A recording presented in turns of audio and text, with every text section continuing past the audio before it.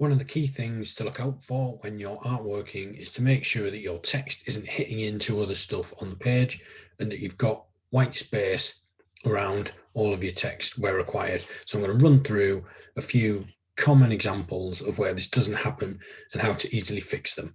So hopefully you'll be able to see immediately that we've got a picture here and some text next to it, and the text is bumping into the photograph, and we want to avoid that. So all we need to do there is just make sure that we've got a nice gap, sort of 3 to 5 millimeters normally.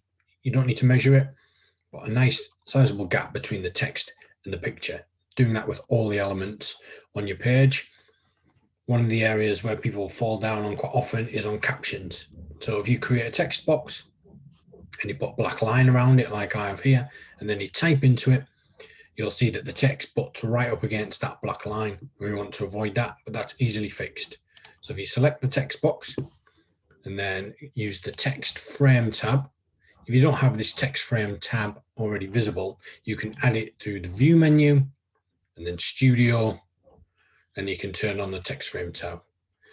Once you've got it under text frame, you can see there's an option here for insets. And all you want to do is just make sure they're all bumped up to about 0.2. And you'll see if I now resize this box, put a nice margin between the words and the box. So you get a margin all the way around, the text is inset, and it's much neater. And so have a look throughout your document all the time. You can see where headlines, or this bit of text here and bumping up against the orange box. Make sure again throughout we've got consistent margins and space between text and other elements. So here actually I could just resize this text box to bring it in, and then again move my headline. So I've got gaps all the way around. If you've got a picture that you've wrapped text around, you might find, as here, the text is too close to the picture. You can fix that with the picture selected, go to wrapping in the toolbar here, and the left button.